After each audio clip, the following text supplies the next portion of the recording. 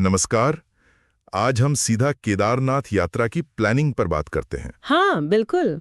हमारे पास ये गाइड है, केदारनाथ संपूर्ण यात्रा मार्गदर्शिका, और कोशिश रहेगी कि इसमें से जरूरी जानकारी निकालें ताकि ये मुश्किल यात्रा थोड़ी आसान लगे। हाँ, मतलब मकसद यही है कि तैयारी में जो उलझन होती है ना, वो कम हो। सही। केदारनाथ उत्तराखंड में इतनी ऊंचाई पर ये सिर्फ एक मंदिर नहीं है, भगवान शिव के 12 ज्योतिर्लिंगों में से एक है ये। हाँ, और चारधाम का हिस्सा भी। बिल्कुल। और चारधाम यात्रा का अहम हिस्सा, यहाँ का अनुभव ही अलग है। आध्यात्म, प्रकृति, थोड़ा रोमांच, सब कुछ। वो बर्फ से ढके पहाड़, मंदाकिनी नदी, सच में कमाल का नजारा है। तो गाइड क्या कहता है, जाने का सबसे सही वक्त? इसमें बड़ा कंफ्यूजन रहता है। हाँ रहता है। गाइड बिल्कुल साफ बताता है, मई से जून, मतलब जब कपाट खुलते हैं। अच्छा। या फिर सितंबर से अक्टूबर, जब मानसून चला जाता है। हाँ, बारिश के बाद। हाँ, इन महीनों में मौसम ज्यादातर ठीक रहता है। जुलाई अगस्त में तो बिल्कुल नहीं जाना चाहिए। बहुत बारिश, लैंडस्लाइड का खतरा, रास्ते बंद हो जाते हैं। हाँ, वो तो है। अगर 2025 की बात करें तो अंदाजा है कि कपाट शायद 10 मई के आसपास खुलेंगे, अक्षय तृतीया पर। ओके। और बंद होंगे करीब 3 नवंबर के आसपास, दिवाली के बाद। पर ये पक्की तारीख तो बाद में ही पता चलती है। ठीक है, तो समय का ध्यान रखना बहुत जरूरी है। अच्छा, पहुंचने की बात, कैसे जाएं? ज्यादातर लोग तो शायद सड़क से ही जाते होंगे। हाँ, ज्यादातर सड़क से।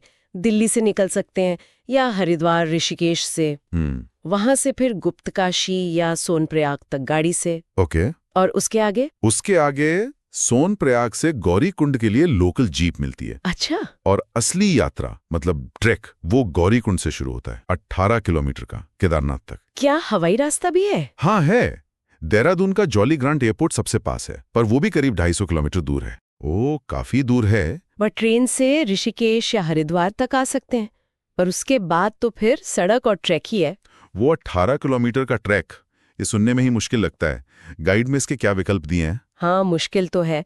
देखिए, पैदल चलने का हौसला है तो बहुत बढ़िया। हाँ। नहीं तो टट्टू या खच्चर मिल जाते हैं। अच्छा। और जो बुजुर्ग हैं या जिन्हें चलने में ज्यादा दिक्कत है, उनके लिए डोली मतलब पालकी, वो भी मिलती है। और एक और ऑप्शन सुना है, हेलीकॉप्टर। हाँ बिल्कुल, वो सबसे तेज तरीका है।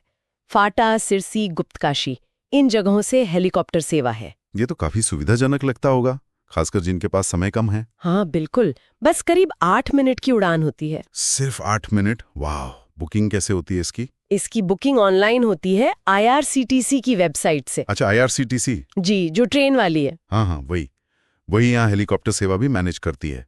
लेकिन एक बात ध्यान रखनी होगी। क्या? सीटें बहुत जल्दी भर जाती हैं, तो प्लानिंग काफी पहले करनी पड़ेगी। समझ गया। और हाँ, वैलिड ID प्रूफ और मेडिकल सर्टिफिकेट ये जरूरी है। इनके बिना यात्रा नहीं करने देंगे। अच्छा, ये मेडिकल सर्टिफिकेट भी चाहिए? और वहाँ रुकने के लिए गाइड क्या बताता है, कैसी जगह मिलती हैं? हाँ, बताया। जैसे सोनप्रयाग और गुप्तकाशी में, वहाँ आपको बजट से लेकर ठीक-ठाक होटल मिल जाएंगे। गौरीकुंड ज्यादातर साधारण लॉज ही हैं। और जब केदारनाथ धाम पहुंचते हैं तो हम मुख्य रूप से GMVN के गेस्ट हाउस हैं। GMVN मतलब गढ़वाल मंडल विकास निगम। हाँ, वही। उनके गेस्ट हाउस, टेंट या फिर धर्मशालाएं। पर यह ध्यान रखना है कि बेस कैंप में सुविधाएं थोड़ी बेसिक होती हैं। हाँ, उतनी ऊंचाई पर उम्मीद भी वही रखनी चाहिए। और यहाँ भी एडवांस बुकिंग बहुत जरूरी है, खासकर पीक सीजन में तो जगह मिलना मुश्किल हो जाता है। सही कहा। अच्छा, केदारनाथ मंदिर के दर्शन तो है ही, क्या आसपास भी कुछ देखने लायक जगह है? गाइड में जिक्र है। हाँ, कुछ जगहों का जिक्र है, जैसे वासुकी ताल। वो करीब 8 किलोमीटर का और ट्रैक है केदारनाथ से, और काफी मुश्किल भी। 8 किलोमीटर और? हाँ। फिर भैरवनाथ मंदिर है, जो मुख्य मंदिर के पास ही है।